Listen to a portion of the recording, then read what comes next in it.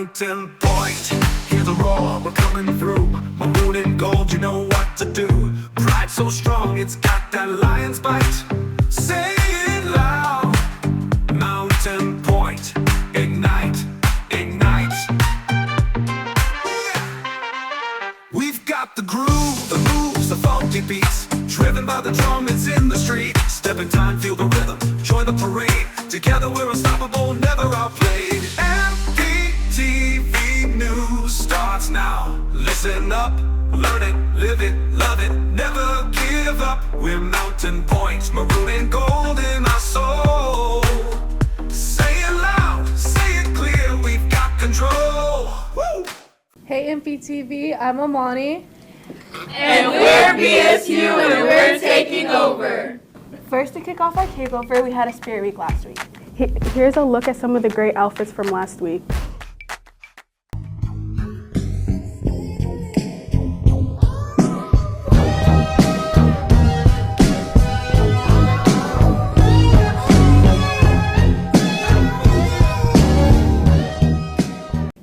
In honor of Black History Month, we wanted to see what you guys know about Black history. We hit the cafeteria during lunch to see what y'all know. What 1990 sitcom started with Will Smith as a teenager from West Philly?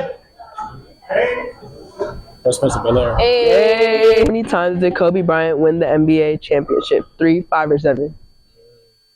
He won 5. Yeah.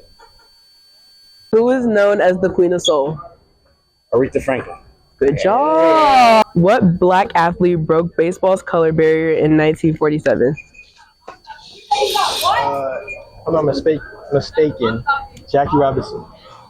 What famous group was Beyonce in before she went solo? Yes. That's all the questions we have for you guys today. Some of you guys did really well, others not so much. Maybe you should think about taking AP African American History next year. There's so many good examples of Black leadership around us. This year's and next year's BSU president on the same screen, but the type of leadership I'm talking about is on the bigger level. I had the chance to sit down with the superintendent, and here's the story on that. I'm so honored to have our superintendent sitting right next to me, and I'll let her go ahead and introduce herself. Hello everyone, I'm Dr. Stacia Wilson, proud superintendent of Tempe Union High School District. We're so honored to have her in our Black History Month segment for BSU this month. We have a couple of quick questions for her about Black history and her role in leadership in the Tempe Union, so we're going to get started with that. Our first question is, as a Black woman in leadership, how has your journey been to getting into the superintendent role? I think my journey has been fairly traditional in that I started teaching and actually started up the road at a school we won't name because that might cause some issues for you all here. And I started out as an English teacher, and I did that for around 10 years, and then got into leadership, took different roles even at the campus as a teacher leader, but then became an assistant principal at Tempe High School and did a couple of different assistant principal roles, became a principal, and then became the associate superintendent. And then the superintendent, as of, well, last year was acting, and then this year is my first year as officially your superintendent. So kind of I would say, a traditional trajectory for those in education, starting teaching and then just kind of making my way up within Tempe Union High School District, all within Tempe Union High School District. All right, our second question is what challenges have you faced as a Black woman in education leadership, and how do you plan on navigating them? I think the biggest challenge that I have faced is getting into spaces where there may not be many female leaders, but then in particular, even female leaders of color. And so I have had moments where I walk into a room and it's just a little like, ooh, I'm an only, you know? And so that is a little bit of a shock to the system here and there. But I just kind of tap in, and I know that I'm competent, I'm capable, that I have invested in my education, I have learned school leadership and things like that, and so I know that I deserve to be there just as much as anybody else who is in that space. And so I just kind of quickly jolt myself and say, hey, you deserve to be here, and don't pay attention to that. final question is, how do you stay inspired and motivated to continue to inspire people and continue to make a difference in education? First, I think it's the fact that I'm a leader of a district where I was a student, and that's huge for me. And just seeing all the students that we have, I feel, I've said this to your staff, I feel the weight of the district on my shoulders to make sure you all are prepared and ready for the opportunities that await you after you graduate. And so that's huge. And the other piece is just watching other leaders who, in these kind of challenging times, they respond in ways that I really admire, and I respect their courage and their knowledge that they bring into the job. And so I connect with people and I learn from them. I watch, I read, I educate myself. And then I connect with young people to hear about your dreams, your goals for yourselves, and how we can just better our system here in Tempe Union so that you all have a great 9 through 12 experience and you're prepared for what awaits you on the other side.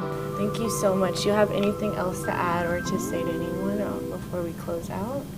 No, just I love that you all are doing this, and thank you for inviting me, and roll Pride. Roll Pride, you heard it there. Thank you guys so much for tuning in, and we'll see you on the next segment. With all the amazing stories, here's a quick break from the IPSU Club.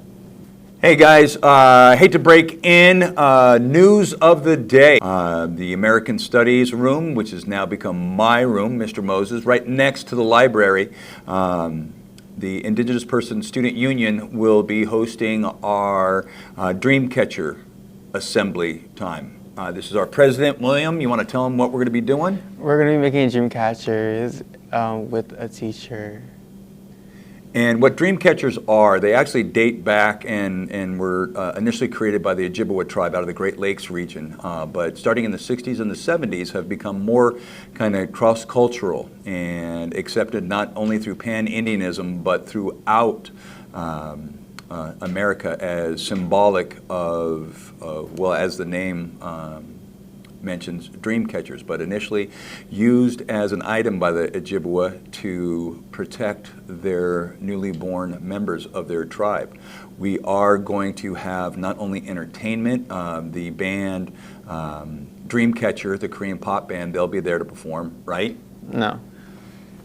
We tried. Apparently they said no. We will also be bringing in pizza and pasta for everybody, right?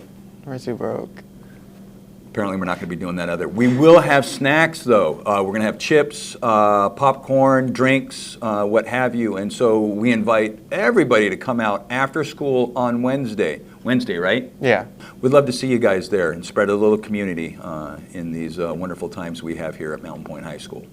2024 was a jam-packed year for sports and entertainment. Here's your top choices from 2024. I'm LA. And I'm Kim. And these are the 2024 BSU Awards. The winner for Best Female Athlete was Simone Biles. Best Male Athlete nominees, Saquon Barkley, Jalen Hurts, Shai Gilgeous-Alexander, Kyrie Irving, Lamar Jackson, and Noah Lyles. And the winner for Best Male Athlete is Jalen Hurts. For Artist of the Year, Beyonce, Dolce, Kendrick Lamar, SZA, Tyler, and Tyler the Creator. And the winner was SZA.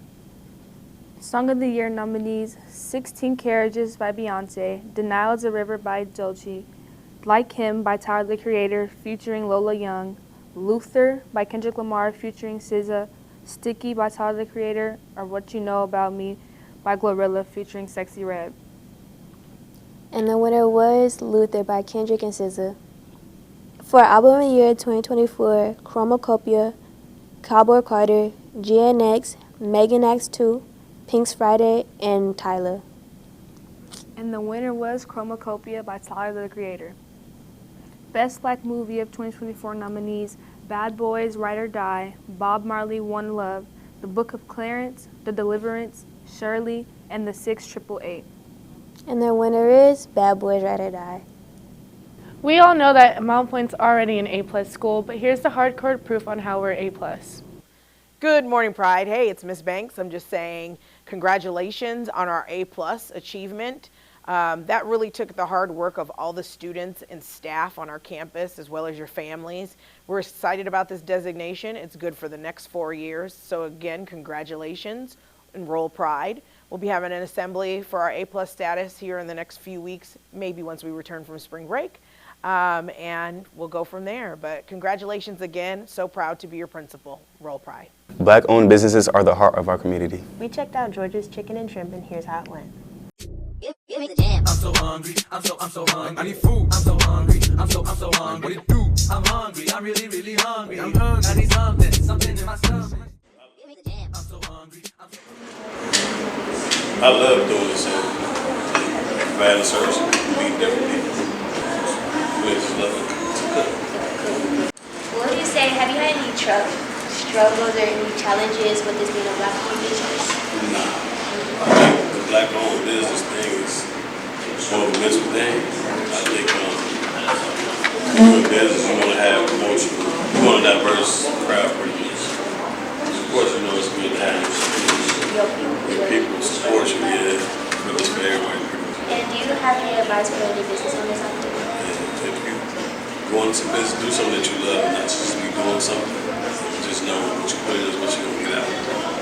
So, put in hard work, you should be a good response. If you don't put in the work, you expect not being a business. Tell us, what did you love? I love the shrimp and that potato salad. I like the fried chicken, the shrimp, and the mozzarella cheese. I love the fries. The fries are really good. Everything was really fresh. It all came out super hot. Like, it did take a minute, but you can tell, like, everything was, like, dropped as soon as we ordered it. It was super fresh. Everything, here's a recap of door decorations and meetings from this month.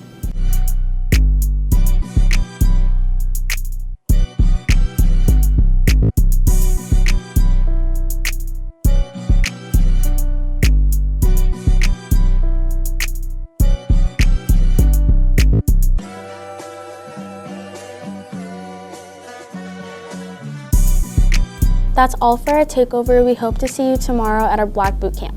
Come join us 3 to 5 in Miss Austin's classroom. We'll have pizza, snacks. We'll be playing games like spades, Uno, dominoes, speed. You're going to be getting a Tamiya step, line dance tutorial. We'll have music, and we'll just have a lot of fun celebrating Black culture at the end of Black History Month. So come on down.